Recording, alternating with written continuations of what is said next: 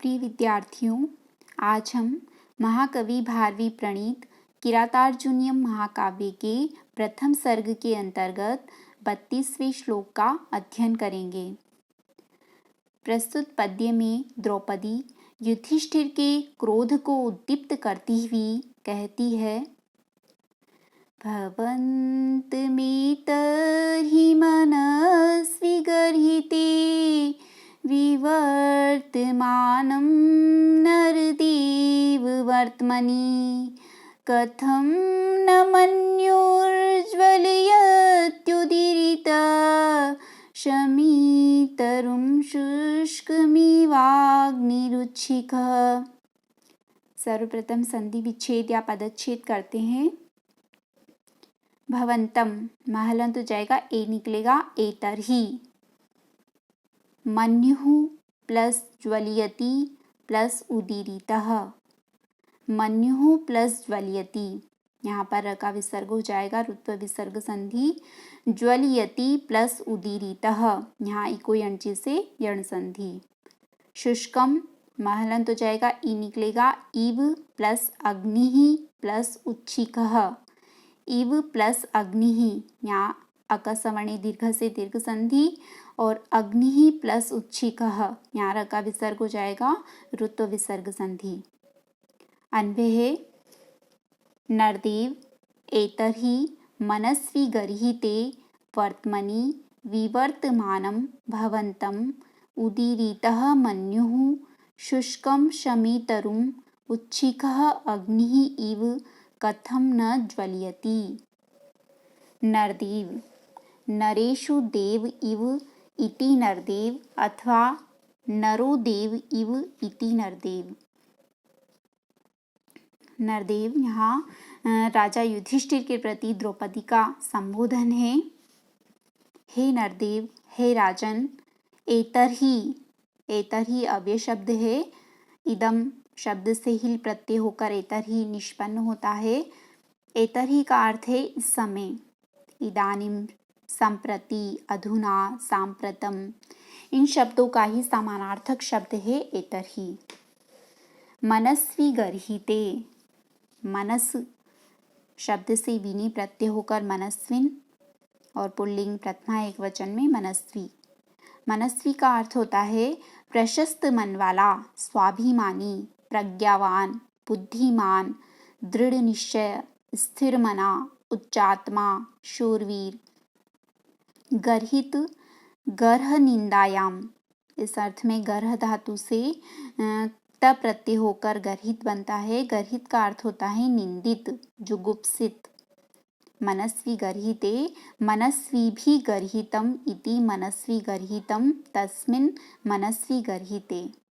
मनस्वी गर्हिते का अर्थ होता है वीरों द्वारा निंदित। वर्त्मनि, वर्तमान शब्द की सप्तमी का एक वचन है वर्त्मनि।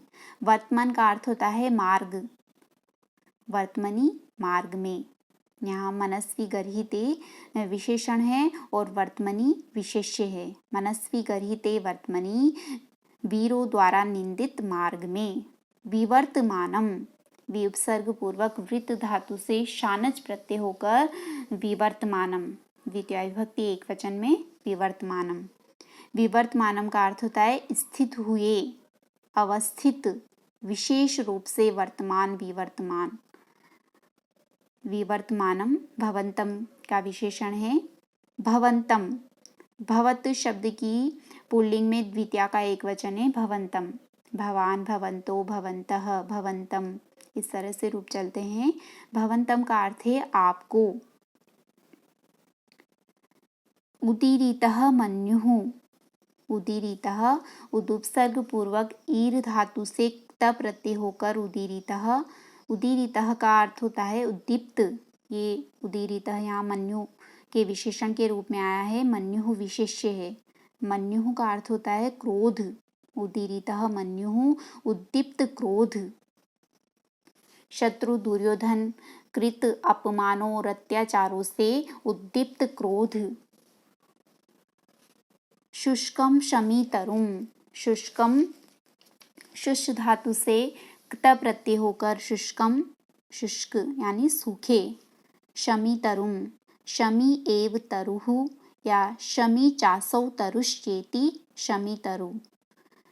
शुष्कम विशेषण है, शमी तरु विशेष्य है। शमी एक वृक्ष विशेष होता है, यह शीघ्र ज्वलनशील स्वभाव का पेड़ माना जाता है।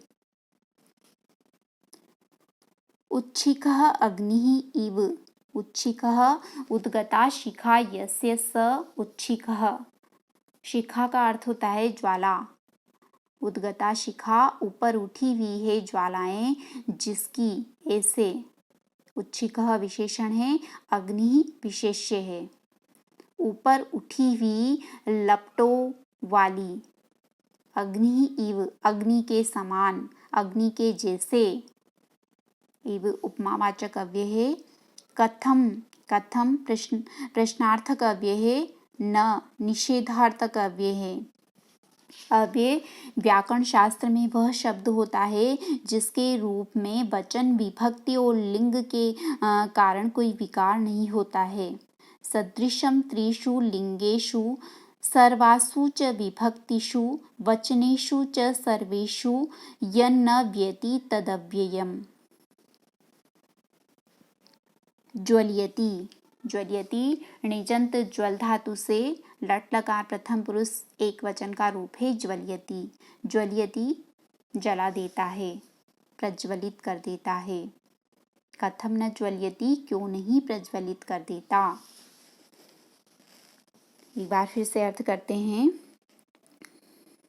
प्रस्तुत वाक्य में ज्वल्यति क्रिया है, मन्युः करता है। मन्युः का विशेषण है उदीरितः और भवंतम कर्म है। विवर्तमानम भवंतम का विशेषण है। उच्छिखः अग्नि का विशेषण और शुष्कम शमितरुम का विशेषण है और वर्तमनी का विशेषण है मनस्वी गर्हिते। अब अर्थ करते हैं। नरदेव, हे राजन, हे नरदेव।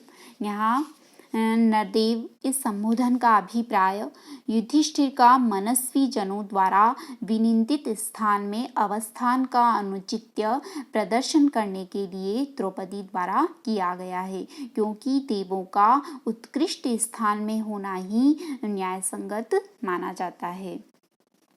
इसलिए हे नरदेव, हे राजन, एतर्हि इस समय मनस्वी गर्हिते वीरों द्वारा निंदित वर्तमनी मार्ग में विवर्तमानम स्थित हुए भवंतम आपको उदीरितः मन्यु उद्दीप्त क्रोध, शत्रुकृत अपमानों और अत्याचारों से उद्दीप्त क्रोध कथम न ज्वल्यति, क्यों नहीं प्रज्वलित कर देता। उच्छिखः अग्निः शुष्कम शमितरुम इव।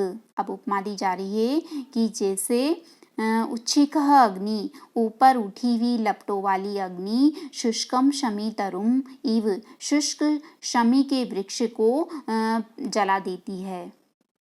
हे राजन, एतर्हि इस समय मनस्वी गर्हिते वीरों द्वारा निंदित वर्तमनी मार्ग में विवर्तमानम स्थित हुए भवंतम आपको उदीरितः मन्यु उद्दीप्त क्रोध कथम न ज्वल्यति, क्यों नहीं प्रज्वलित कर देता। जैसे उच्छिखः अग्नि शुष्कम शमितरुम इव, जैसे ऊपर उठी हुई लपटों वाली अग्नि शमी के वृक्ष को जला देती है, शुष्क शमी के वृक्ष को जला देती है।